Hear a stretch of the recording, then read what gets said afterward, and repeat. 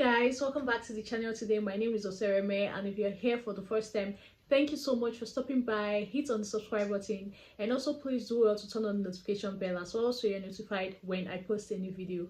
On this channel I share sewing tutorial videos, pattern drafting, vlogs, just basically everything around that sewing niche. So if you're interested in that kind of content, you definitely want to hit on that subscribe button. On the channel today, we're going to be making a simple shift dress, which is actually what I'm putting on right now. It's actually very easy to make. It's something you can make under 20 minutes, guys. So if you're interested in seeing how I made this from scratch, definitely keep on watching and let's go into it. So this is actually a thrift transformation, which means that I'm actually using a dress that I had before to recreate this. So I just loosened up the dress and I folded it into two places, as you can see. So the front and the back are together right now, and I just marked a straight line to serve as the shoulder template, and from that shoulder line I marked down to 10 inches, which is my bust point. So guys, after getting the bust point from the shoulder line again, I marked down to 15 inches, which is my waistline, and I just joined the lines together using my ruler. Next, to get the hip line, I went down from my waistline by 8 inches and I marked it. So this is my hip line, and I'm just also going to join it with my ruler, just the same way I've done the other part as well. Lastly, I went ahead to mark my desired full length for this dress and marked it as well. So this is the shoulder line, this is the bust line, this is the waistline, this is the hip line, and this is the full length of the dress. So basically the next thing I'm going to do now is to get my shoulder slope, and before I do that, I'm going to divide my shoulder measurement by 2, and that is 14 inches divided by 2, which is 7. After getting that, I just went down by 1 inch from that point and went down to get my shoulder slope.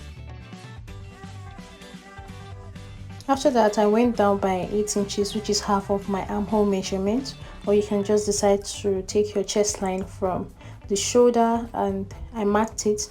So this is going to be my armhole, so I just extended the line to get to the end of the fabric. So the next thing I'm going to do is to get the middle of my armhole, the armhole length that I have, and that was 4 inches, and from that point I went in by about half an inch and I marked it as well. So after that, on this chest line here, I marked my bust measurement divided by 4, and what I'm going to do is to just mark it with my chalk here, and then I'm going to join all the points together using my free hand, as you see me doing like this. So this is basically my armhole curve. This is how easy it is to get your armhole curve. After getting the armhole curve, guys, the next thing I went ahead to do was to start taking my body measurements. So I already have my bust measurement marked on the armhole, on the chest line. So I went down to the waistline and marked my waist measurement divided by 4, and then on the hip line I'm marking my hip measurement divided by 4, and I'm marking it here. But actually on my waist measurement, I actually added more than my waist measurement actually and my hip, because I want it to be free. After that, the next thing I went ahead to do was to just add extra 2 inches to all the measurements that I had. So that's 2 inches is going to be my stitching allowance, and right now I'm just making a curve to join all the lines together.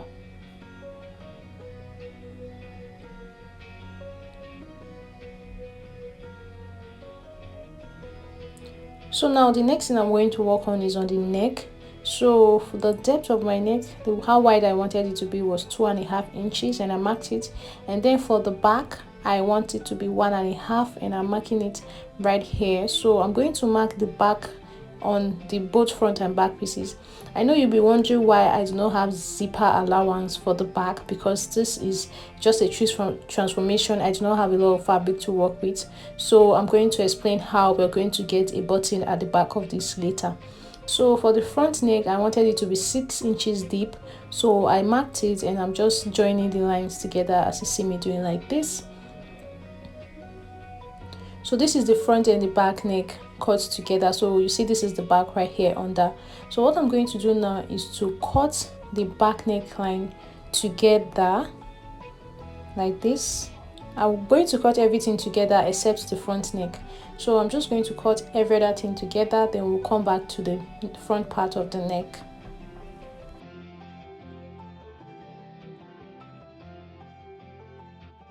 So now I'm just going to raise the front part of the neck up so that I don't cut the front and the back together, and I'm just going to cut just the front part to be deeper.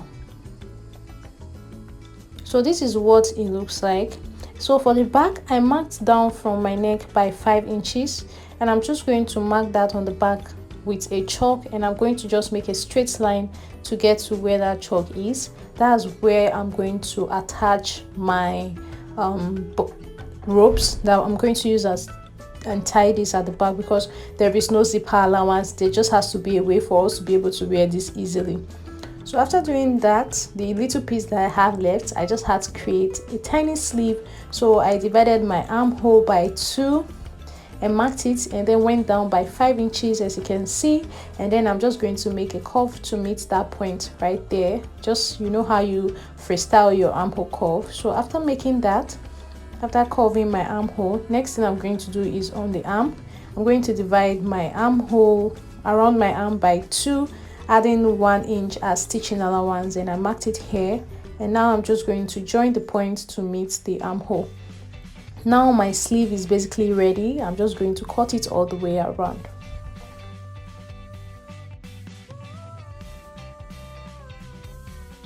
After cutting my armhole, I just quickly went ahead to make a notch at the middle so that I know exactly when to place it, where to place it on the actual fabric. So this is the armhole. I don't even bother myself with the length because I didn't have enough fabric to work with.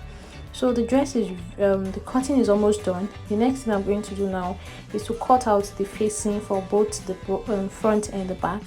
So I'm just going to use a tiny piece that was left to cut this facing. So basically you're just going to place the neck part of it on top of the facing, as you see me doing like this. This is for the front, and I'm just going to cut along the neckline like this. This is basically how you cut your facing, and then you're going to just bring it out and make it a curve, or you can decide to leave it like this, but I usually like to make it a curve as well, so it comes out like this. So this is for the front. I am going to go ahead now and just do the exact same thing for the back.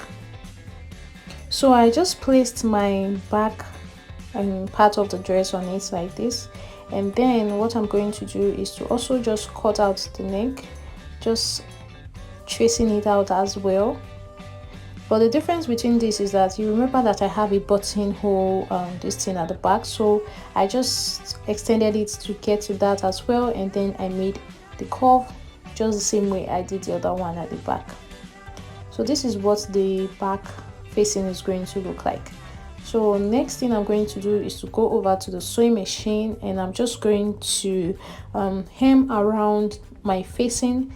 We're going to start with the front, so I'm just going to take it over to the sewing machine, and I'm going to fold it up once like this, and I'm going to do it all the way around, and I will do this for both the front and the back facings. So after doing the front, this is what it looks like. So I'm just going to turn the front part of my dress right side facing me, and placing my facing right side facing each other, and I'm just going to head over to the sewing machine and stitch it around. After stitching it together and ironing it up, this is what it looks like. So this is how cute it will come out. And I also went ahead to make like a top stitch towards the lining so that it stays perfectly in place.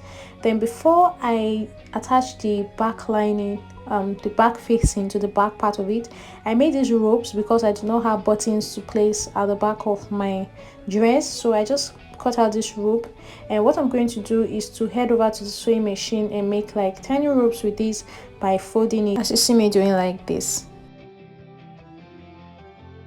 So guys, after folding up my strings, you can see them on top of the fabric right now. So I am going to place the back part of the facing like this, right sides facing each other, just the same way I did the front part of it, like this. And then the two strings, what I'm going to just do, just the same way you add your button loop. Since we are not making use of button, we're just going to be tying this up. I'm going to place one right here in the middle of my dress and my facing, just at the top of the neckline, and I'm going to stitch it all the way around. And when I get to the other part as well, I'm going to place the other one just right at the same point, and I'm just going to head over to the sewing machine and stitch all the way around. After stitching it and ironing it out, so this is what I have. Since I do not have buttons, if you do not have buttons, this is a simple way you can make your dress, and especially if you're making use of a fabric that is not very much and you don't have enough space for zipper allowance. So this is how the back looks like. Next thing I'm just going to do is to join the front and the back together from the shoulder. So I'm just going to place them right side facing each other, and I'm going to use one of the facing, like I normally like to do, use one of the facing to cover up all the other pieces like this, and I'm going to head over to the sewing machine and just stitch on top of it. After working on the shoulder, this is what it looks like. So it's very neat, came out very neatly. Now the next thing is for us to work on the sleeve. I've already folded it up once. Now what I'm going to do is to just place that point I notched earlier, which is this point right here.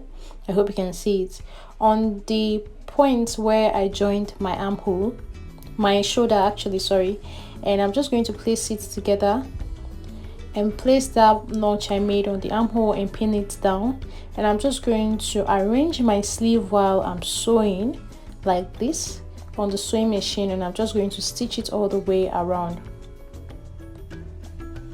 So after attaching my sleeve to both parts and ironing it out, this is how it came out. This dress is almost done, guys. So what's basically left is for me to just join this side. So I just flipped the dress over to the wrong side, and remember I added 1.5 inch stitching allowance. So I'm just marking that 1.5 inch stitching allowance that I marked earlier.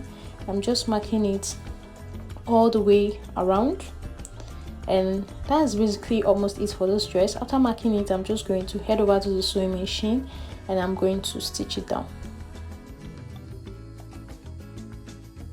So guys, I'm done with this dress. This is how it looks like. I also went ahead to stitch down the ends of the dress like this. I folded it up, and the only thing left right now is for me to go over and hem the neck with my needle and thread, and that's basically all for this dress. So this was how it looked on me when I put it on.